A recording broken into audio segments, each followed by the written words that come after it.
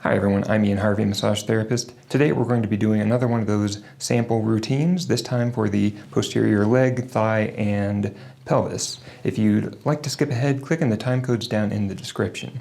Just like with my back video, for the first part of the video I'm going to show what I do, I'm going to break it down into smaller steps and explain why I'm doing what I'm doing, and then I'm going to do the leg routine again in real time and I'm going to shut up during it, which is very difficult for me.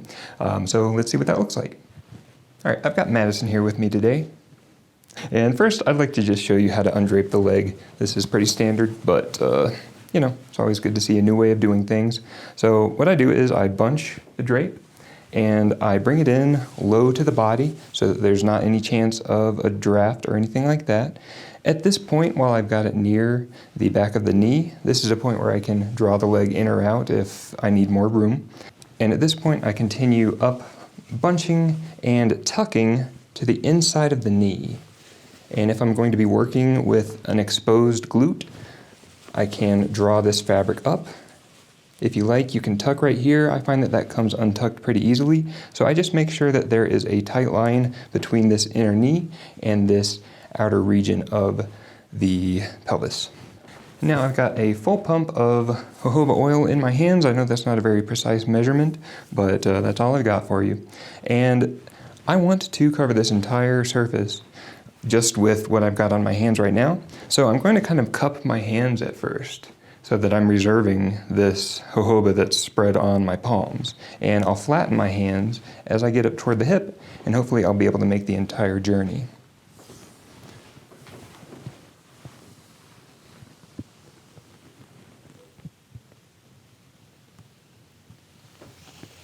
And Madison, once again, if I'm ever too far into your personal space, please do let me know, okay?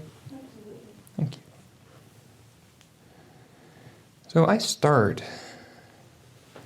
with kind of a Swedish feel to everything that I do. You'll notice that I've got my body planted into the side of the table.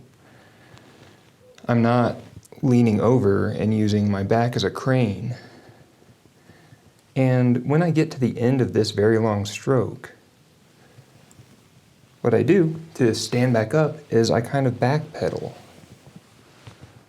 So I shove myself to freedom. I press back until I am either back at the beginning of my stroke, or I can just stand up and go on with my life. I could also choose to kind of scooch my entire body down the table, so I could lift up my foot and do this little shuffle, and now I'm way up here, and I could give some more focus up to this hip region. And I am working a little bit under the drape. I make sure that my finger direction is away from any sensitive areas, and I make sure that I'm not lifting the drape. I make sure that the drape stays low so that it always settles back into place. If I were to be sloppy about this, if I were to not take care with this drape, there could be a draft, and I don't want that. Now, when I'm first starting, I will travel up and down the leg a few times. I'll make sure to make contact with the medial and lateral portions of this calf, and at least with the lateral portion of the thigh. This not only ensures that I've got a nice even application of this jojoba oil, but it makes sure that I don't just do that two-dimensional massage that I've talked about in a past video, that I'm giving this client three-dimensional information about their 3D body. And after I've warmed up this entire leg and kind of non-verbally demonstrated that this entire leg is connected, I will start to work on individual pieces. I tend to start with some paired fists traveling up the hamstrings into the posterior and lateral pelvis. If a client has specific complaints about their low back, or if they have sciatica type symptoms, I will give more emphasis just to the glute and to the SI joint, etc., etc. But if this is just someone seeing me for a relatively routine massage, then I'll just include it with the hamstrings. I find that that has a more natural feeling to it. It doesn't feel quite as invasive, and it's just a natural flow. It kind of demonstrates the connection of the hamstrings and the hips. I make sure to come out laterally. I will lock my elbow to my side, and I will use my body weight by leaning my entire body this way. Gravity is now applying this pressure for me. Madison, is any of that too much for you? No. Great. And while I'm working with this IT band, I like to rotate the hips. I'm allowing my elbow to come unglued from my side as I go into a straight arm, which also transfers gravity. And as I work up into this lateral hip, into glute medius and minimus, I continue rocking, just very subtly. Just gives them some sensory information about how the movement of this leg is connected to these pelvic muscles. And now that I've worked a little specifically, I like to bring things back together. I'll often have one hand doing something differently than this other hand. It's kind of that mother hand concept that I've talked about in the past. So I'll be doing kind of gentle petrissage of the calf as I smooth out this thigh-hip region. I like to do a little bit of repetitive contact going up toward that SI joint. I'm not able to reach all the way up toward it because I don't have enough uncovered, but that's fine. I don't like to do too much uncovering unless I need to. And once I'm done pretty much with this region, I can cover up the hip, and I like to pluck up the ankle and work with the hamstring while I bring this knee into extension and flexion. When I'm working with the hamstring, I like to make sure that I make contact with that ischial tuberosity.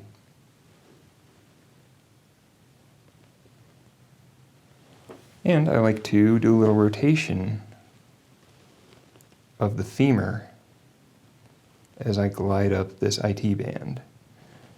I'm not trying to lengthen the IT band, I'm not trying to work out any adhesions or knots or anything like that, but this area is invested with a lot of nervous tissue, and I want to give it plenty of stimulus.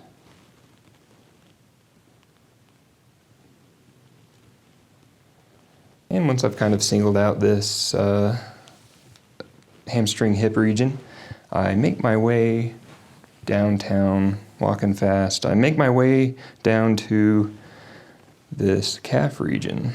And I don't want to, once again, I don't want to just focus on this most accessible portion of the calf.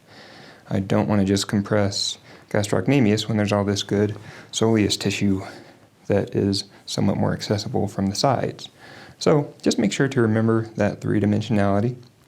Now, when I'm working with this calf, I like to get my body over this calf. I've still got my legs kind of glued to the side here. And again, I'll do that double-fisted maneuver. When I do this, I do allow my phalanges to kind of sink in toward my palm. And just do what's comfortable for you. If you need to leave some space between in this angle here, then please do so. But I find that I'm able to kind of mash those phalanges down, create this relatively broad surface with my knuckles and with this dorsal surface of my fingers here. And that it can be a very broad and comforting tool to use. I'm not doing anything with these thumbs here, they're just hanging out. I can come around to the sides. Anytime that you've seen me pass over this posterior knee, just realize that I have been releasing some of my pressure, I have been lightening up, and I'm thinking this way. I'm thinking up toward the hip rather than down toward the table. This could be uncomfortable if I were to sink down toward the table here. So I glide along the most posterior region. I allow my fists to separate. And I'll usually do a little bit of some work with my palms along the sides here. I'm allowing this to move my client's body. It's kind of nice when techniques are impactful enough to create motion along the entire body. It's kind of comforting to have your body rocked. So I embrace that and I allow that to happen. If you find that you're running low on your oil of choice here, you can, of course, resupply. I will do some light work with my palms and with my thumbs sinking into the sides. Only do this if this is comfortable for your unique hands. Anything that I can do with my hands, I can also do similarly with forearm, with elbow, etc. Before I end my work with this leg, I will pluck up this ankle, and I can work directly with this calf while it's in this new position. You can use all sorts of different tools here.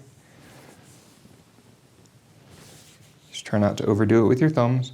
And this is a good time to do some manipulation of the femur while you make contact near that SI joint and along the sides.